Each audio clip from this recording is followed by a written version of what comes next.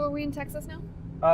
Yes, right now. Nice. Welcome to Texas. Hi, we're back in Texas. Hey. So, listen, I like Sailor Moon as much as the next guy, but Do you? your cup does not matter. That's why I was getting it out of the way before we started talking on the video. Well, now you gotta show everybody because you talked about it on the video. Well, you're not talking on the video yet. You haven't even started yet. You see the blinking red light? It doesn't count yet. You haven't started. You got to do a little intro action, a little song and dance. This is the intro action. Oh, well, that's exciting. I can't dance in the truck. That would be. Yes, you can. You can hand dance. You can dance if you want to. You can leave your friends behind. Yeah, anyways, I'm Andrew. I'm Josh. I'm Jen. We're on the road, on our way home from Colorado Springs after a few days of Tacticon 2016. Whoop, whoop. Best intentions to enjoy myself and only shoot the right amount of time. And I think Josh and I shot about 10 hours a day in a photo booth, which is not normal for us. No, not normal at all. That's probably the most confined shooting frequency and volume that maybe ever I've done. I don't know. Yeah, I feel like we shot between 20 and 40 cosplayers, which I have to go back and actually count how many we shot, but many. We kind of shot our butts off. We were the last people out of the vendor area because we were trying to finish up prints and It was nice that they were okay with letting you guys take your time. They didn't rush you.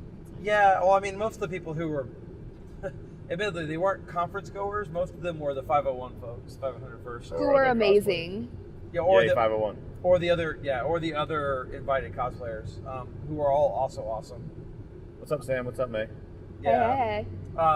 Mia. Anyway, so that's what we just got doing. So we're a little frazzled. Of course, you'll be seeing this after we've been back for a couple weeks. So this is, I think, going to be our fourth in this series, and I'm not going to dump 4 out in one day when I get home. So, if you want to see some of the photos, we've been posting some of them to our Instagram feed, Twitter feeds. Check the description; they'll be down there. I'll put a link to something. We probably got to post them somewhere collectively. Yeah.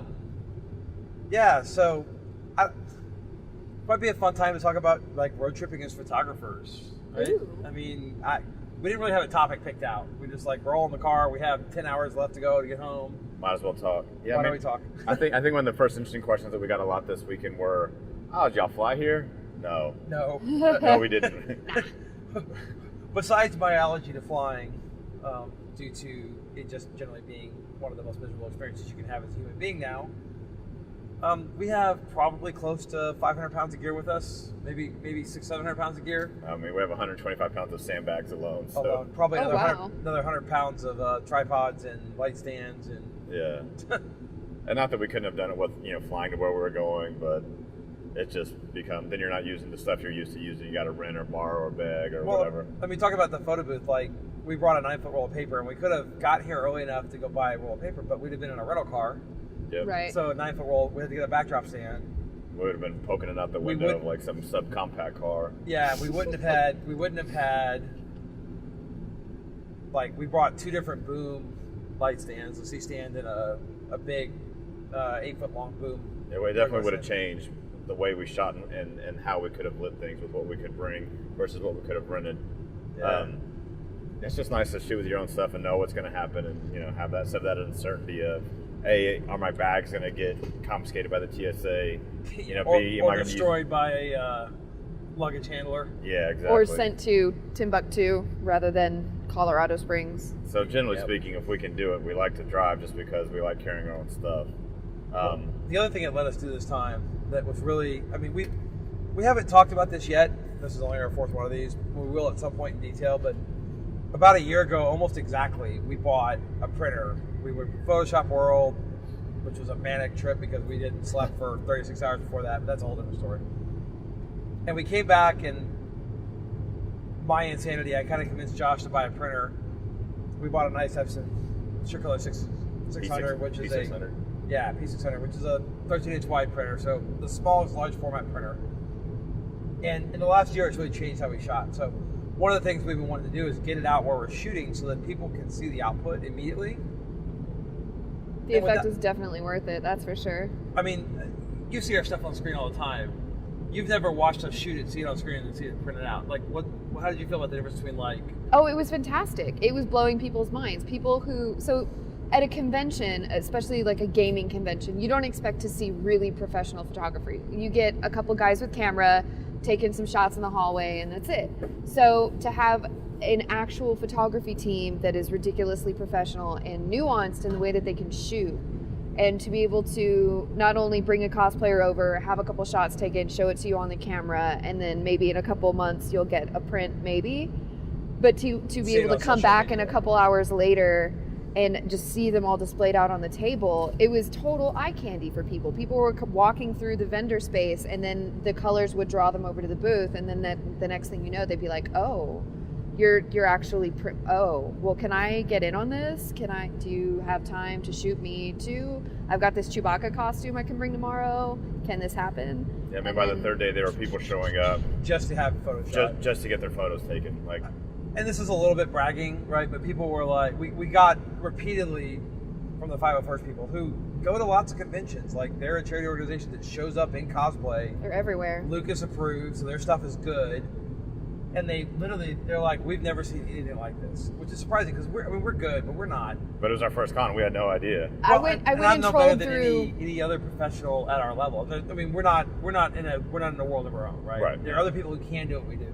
Well, I went and trolled through their Instagram page after the con just to go, comparative analysis, see what they've already got out there. They were all snapshots. Yeah, they're all like con hallway shots, or maybe just a posed against the garage door selfie shot or something. Yeah, well, just nothing really sophisticated. And what you guys were shooting was really simple, but really visually effective. And especially for prints, like with the gel backgrounds and the way that it popped the colors of the costumes themselves, it really captured the feel of the epicness of most of those costumes in a way that I've never seen people capture before. And I think going back to the printer, talking about the epicness, when you shot the Chewbacca character. I was going to talk about the exact thing. And you're like, no, I'm just going to print a big one for myself. If you want it, you can buy it, but I'm just going to print one because I think, and it got printed on the 12x18. And people lost their mind. And he lost his mind. He bought it, and 3 other people were like, "Hey, can I see that? Can I hold it? Can I touch it? Can I feel it?" Yep. And like having that tactile, like shared experience, like that's just not something you can do with, a laptop screen or even a great monitor. It's just not the same. And it gives you ownership of it in a way you don't normally get right away. Yeah. And some of those pictures looked really good on screen. The Royal Guard looks great on screen. Oh, so good. But like the Chewbacca was just sort of so on the screen. It's a great example of where that photo printed big really worked, and it's something that you miss. We've lost. With film, you had to print. You were effectively shooting a print to begin with, even if it was a tiny print. Right. And I started in the digital age, so I never had that. So the last year has been a real sort of awakening. Like, we're talking about, like, how big a printer can we afford? Can we get 4 to 36 inch? Can we afford a 48 inch? What can we get? Because we both shoot for big, too. That's the other thing. Yeah. So we've never had. I shoot stuff and it's underwhelming on screen because even on the biggest screen, it doesn't look that way. You put it on a piece of paper and it's so much different. It just comes alive. I mean, even, big screens, there are only, 19, 20 pixels or maybe 4K now, but 4K, but still, our cameras shoot way above what a 4K image is. There's still something about the paper too. There's just something about that. Yep. The feel of it in your hands. I mean, when I started, I was in journalism in high school, and we started with actual printing. And there's just nothing, it's more gratifying than the digital age for me. Just being able to hold it and then pick through them. There's something about going through images on a screen to me that isn't as easy. My brain doesn't process it. We don't linger, right? We don't linger on a photo. We're trained to go fast online. And they have no value. And when you put a print in front of somebody, you stop and you absorb it. Yes, and it costs money to make. I mean, it's not necessarily the money, but it's that connection. It's intentional. It's an intentional effort to put something tangible, real, lasting. We've lost that, like on Facebook, right? How many billions of photos are posted here to Facebook? And so no matter how good your photo is, it gets a half a second of attention. Maybe they click like, and that's it. And so we struggle with how to get our work in front of people, not in social media, because frankly, social media is... It comes and goes. Well, it's hot for a second and then done. It's a 1 second commodity. Well, and everybody's got a microphone and a bullhorn. So you're competing with every single person on the planet, which is empowering in some ways. But from our point of view, we're just one of the pack there, right? So the prints are setting us apart. So don't go buy a printer. It's a terrible idea. But also like the screen, right? Instagram's only I think like 1,200 pixels, maybe. Maybe now. Now you can pinch zoom. But it's a small segment, and a lot of cameras in daylight, it doesn't show off how unique our work can be. Because we're shooting big, we're shooting editing, we're shooting. Who's ringing? Oh yeah, who's ringing? Who's ringing? Not me. Not me. My phone doesn't make that sound. It's my phone, but I don't know where it went. Lost your phone. Way to go, friend. Oh yeah. Well, it's clearly in the car because we Hello, can hear Helen. That I'll call him back. Hi, whoever but called Andrew. It doesn't show. My It dad. doesn't show hi, the Dad. difference. A screen doesn't show the difference in what we can do with our technique and our post processing and everything else. It doesn't show And the totality of it. The printer adds another dimension, which is that the media on which you display the print is a conscious choice you made. Yep. We printed entirely on metallic, mostly luster this weekend.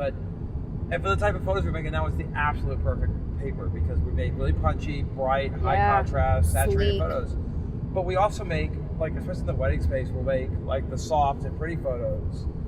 And the difference, between putting that on a metallic paper, it looks good, but it doesn't really fit. And putting it on a nice fine art paper, that's another dimension that we've added, is that the ability to look and say, this photo feels like it should be on, and then experiment. If you put it on one, you're like, it's underwhelming on this. And then you print it on something else and that's right, that's the paper. And that paper adds, it's more than the sum of its parts. You think, well, it's just texture. But that interaction of how bright the paper is, how much texture the paper has, metallic papers are super high contrast. The fine art papers are a lot of times are less. And those really complement, if you pick the right paper, it complements the photo. So. Oh, are we in Texas now? Yes, right now. Nice. Welcome to Texas. Hi, we're back in Texas. Hey. So we finished 4 hours of a drive. We have 8 hours left. Yeah. Went all the way to Colorado. We're already back in Texas. Another area I think that this is successful for, particularly at a convention environment, is so you get photographers that'll show and they'll take pictures and then you get files a couple weeks later, but that doesn't translate into immediate sales, especially because if you're looking at them in a Dropbox account or an email or something, like you said, you're gonna punch through them all in about 5 seconds. You might look at 1 or 2 that you like, but then that's that. Having the immediacy of the image in your hand, I saw so many people that I know don't ever buy prints at this show. They don't ever pay for photography at any of these shows. We never sell prints. And they come back and they saw the print in front of them and were like, oh God, I wasn't planning on spending any money, but I need this in my life because it's right here in front of me and it's tactile. Well, and they felt like if they didn't buy it then, that they were never going to get that paper in front of them again. Well, and there's that immediacy. They don't have to wait for you to ship it to them or for an email file or for post-processing. They can tell you right then and there what they want. You print it out and then it's done and the money's in your hand and it's successful and you don't have to lose people in that time period of, are they still excited about the show or not? Maybe they were only excited at the show and then they've moved on to something else and they don't care and they don't want it. So there's two things about that. One is, how many races do we shoot and how many prints do we sell? 1 per race? Maybe. It's not, the digital is so oversaturated. But the other thing was, how many times do we have somebody sit on one of our computers and go, wow, there's so many of these that are great. I don't know what to order. I don't know what I want. Yep. Yeah. But I trust your judgment because you made them. And we go, that's great. Give me a couple you like your expression on, I'll tell you which one's best. And then we pick the print, and they're overwhelmed when it comes off the printer. Yep. Yeah. So, that's another. We've never done print sales in any serious way. So it's something we're starting to do. And I realized that used to be the big thing. And so we've always, it's almost laziness on our part. We didn't want to deal with it. We felt like it was a hassle. And I've also always felt like, well, I don't want to be the hard sell. I don't want to bring people in and say, well, you can't have any files unless you buy a print.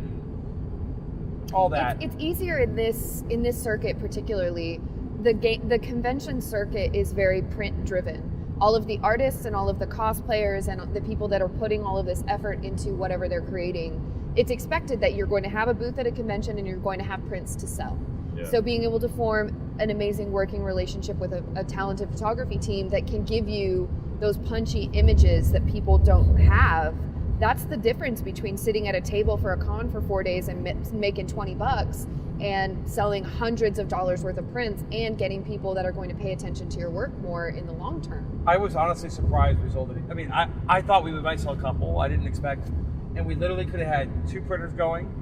We could have had 1 or 2 digital techs, and Josh and I could have just shot. We started telling people we couldn't do it. We didn't have time. Yeah. And that's amazing. So I mean, I've never seen going almost a continuous. huge group of people at this convention circuit that excited about something ever. You know, talking about having prints and, you know, like weddings on that side too, though. You know, for a while, the digital file was like the new great thing to have. Oh, hey, digitals. Yeah, digitals, because they wanted to share on social media and da-da-da. But now I think there's almost kind of resurgence back in print. I mean, look what Fuji's doing with their Instax cameras. And it's almost like an impossible film project. Like, you're seeing this huge resurgence of things that are analog. Like, we went through like this digital fascination. I mean, and that's still there. But now there's this other interest in the print and the tangible, because we've lived with digital long enough, and maybe we lost all the photos on our phone because they weren't backed up or whatever. It's and lost we've the learned, novelty. and we've had that learning, and we're like, oh yeah, print was good. It's lost its novelty. It's lost its novelty. Yeah. And so digital has all the advantages digital has, but a lot of the enthusiasm was the novelty. There's certainly the learning cycle is so much faster in digital. Sure. So there's great things with digital, but like I started to get this feeling. We talked about this almost 2, maybe 3 years ago, when I started to want to shoot tintypes, and it's that I wanted to make that one of a kind, absolutely unique. There's only one of them, artifact, and the printer is in between those two extremes.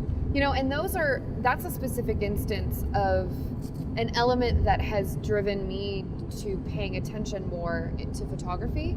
Since you started shooting tintype with me, I've noticed other people having tintypes in areas, and now I know what the process of making a tintype is. I've seen you do it from beginning to end. I've seen the finished image. And how much work it's Yeah, and I know how to create that. And then I'll go to the salon, like the Keith Christopher salon, and one of the stylists there has tintypes up of her and her husband, and they look really beautiful. And we had a great conversation about how they went through the process of getting that done, and it's process this beautiful. is the key word. Yeah, process. But like, I mean, you went in the darkroom with me when I shot yours, right? Yeah. Like, it's that. I mean, you developed film, so you'd had that experience before, and I never developed my own film until I started shooting. And It's I don't so shoot. rewarding. I shoot. It's scary and terrifying, but rewarding when it comes out right. It's And I so don't- much more exciting. I don't shoot real tintypes. I shoot Rockland's process, which is a modern emulsion, simplified, same look and feel using modern black and white process. So it avoids some of the toxic chemicals, which is kind of nice. But like that first time I developed, with a red headlamp, I got developer in a plastic bucket, and I got it just watching when I finally got one to come out. Well, the first couple came out. It was the later ones that I kind of gone through, like, hey, it works for a week, and then it doesn't work at all, and I don't know why. Which I get the feeling is how tintype works for everybody. That process is just seeing that print come up in the liquid. And the printer gives me some of that too, because most of the time I'm overwhelmed by what comes off the printer, which is not bragging. It's that the printer does a good job. We shoot well, but even knowing what to expect, like when that Chewbacca print come off the printer, just the depth of that. On my screen, I knew it was a blue gray, but it didn't have the punch. That dark blue, silvery. So pretty. Yeah, so good. Anyways, My running coach has a line that always makes me think, like 10 types of things that we do that are difficult. He said things are the most rewarding when they have a small taste of death in them. yeah. Oh, I love that. That's beautiful. I always joke that, I like expensive and dangerous hobbies. But photography is actually not an exception for a lot of reasons, but God damn it, GoPro. Okay, well, we'll be back in 2 seconds. Hold on. It died? Yes, it's a GoPro. I don't know. I don't have a GoPro. I don't shoot with that. Oh, card full. Ah, my bad. Okay, hold on, everyone. Okay, we're back. Welcome to the Eyes Wide Shut edition, second half of our thingy. Sorry about that. That was actually not GoPro's fault for a change. The battery was not dead yet. It was in there. That was Andrew's bad for forgetting to clear the card.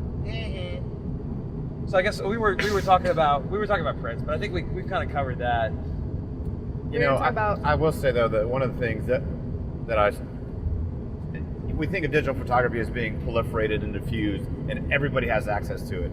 But one of the things this con taught me was that there's still such a need for well done,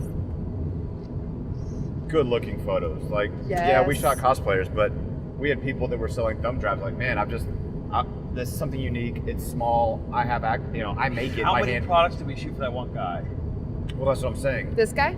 Well, yeah, that guy. Yeah, that guy wearing the mask. William, what's up, William? Made awesome masks. But still having that need of like, man, he's trying to sell a product. He wants to stand on Etsy, and like he was trying to take photos himself. He had a digital SLR, and all that thing, but he just didn't have. His weren't terrible. No, they weren't. They were fine, but just having photos that stand out is still such a need for people. Having that visual, striking imagery, and we think of it. Oh, everybody has it. Well, that's not true. Yeah, his were fine, but ours were like way better, like sexy better. Ours were sexy. His were competent, which is fine. He's not a photographer. He makes leather masks. They're like, yay, product shot. Here's your mask.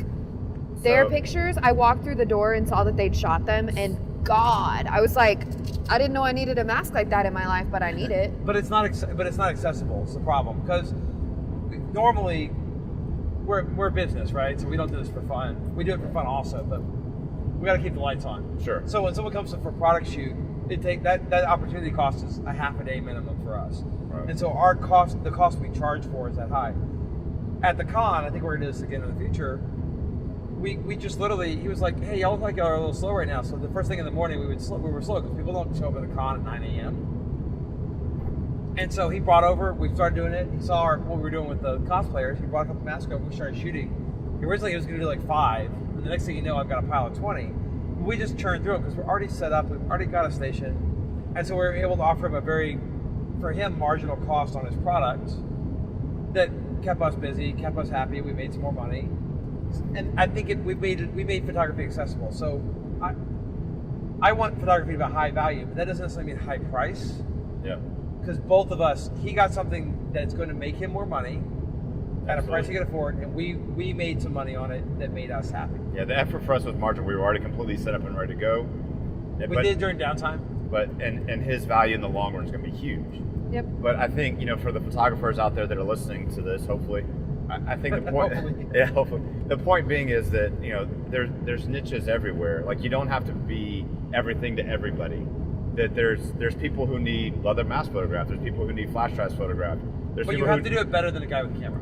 Yes, but there's event photography. We did a lot of different types this week. Yeah.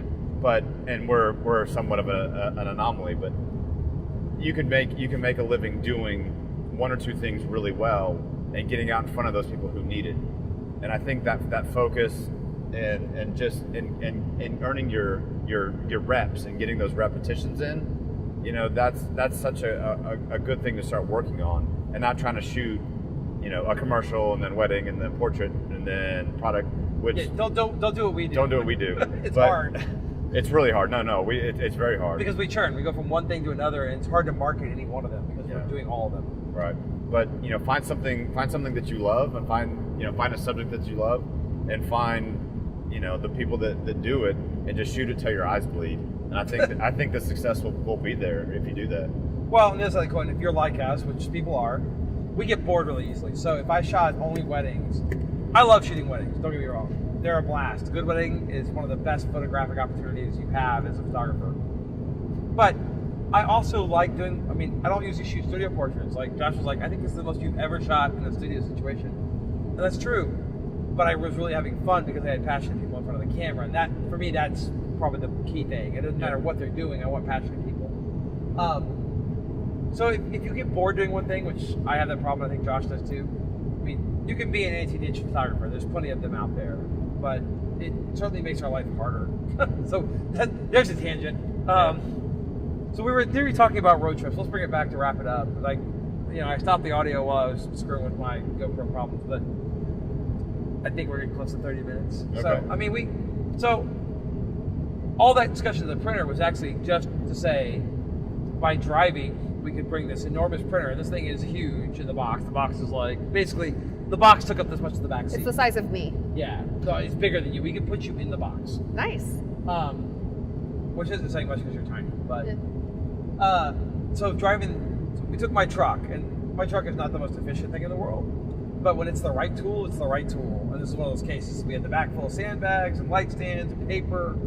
We had all our camera gear. We have all our luggage. Even though we just were, hey, we brought 4 pair of shorts and 4 t-shirts, but it still takes up space. So here's the other thing we haven't talked about road trips. And we'll talk specifically about a couple of our adventures on road trips on a future one of these. I don't know if it'll be on this trip or a future one. It's that when you fly, you go to the airport, you get on a plane, and you're in kind of purgatory for 1 to 7 or 10 hours, and you get off the plane, and and you saw the inside of the plane, and maybe the tops of some clouds, and it looked green or brown below you. And every time we've gone on a road trip, we've come back with just incredible stories. Hopefully we won't have anything as exciting on this trip. We haven't yet, as we've had on our last big road trip, which was to LA through Joshua Tree and LA and Las Vegas. Or the one to Mexico. Anyways, so, but we've had great, like, having the vehicle with us facilitated us going to Garden of the Gods last night, and we shot some Astro portraits with a couple cosplayers with Jen and Mia. Hey, Mia. What's up, Mia? So, having a vehicle with you, doing a road trip, just, I don't know, it's my way now, right? I'll drive as far as I need to drive to get the photo, because I can do things that way that I cannot do any other way. Yeah. You know, I think a road trip, right? You think road trip and cameras, like, they just go together. You know, it's kind of like that 1960s, like, Americana, like, let's go out and see something that we haven't seen before. I haven't been on a big road trip other than for photography in a while. When I was in DC, I was trekking back. I mean, I trek back and forth between Texas and DC to work with you and just see family and whatnot. And every one of those trips, I'd be in Texas for a couple of weeks, but there was a week on either end where I was driving across the country. I mean, one time I accidentally went through Park City, which, if you look at a map, yeah, isn't exactly between Texas and DC. No. But I made one of my favorite Milky Ways, my first really good Milky Way panorama on that trip. Nice. And those are the type of opportunities you get. I wasn't planning it. I didn't know where I was going.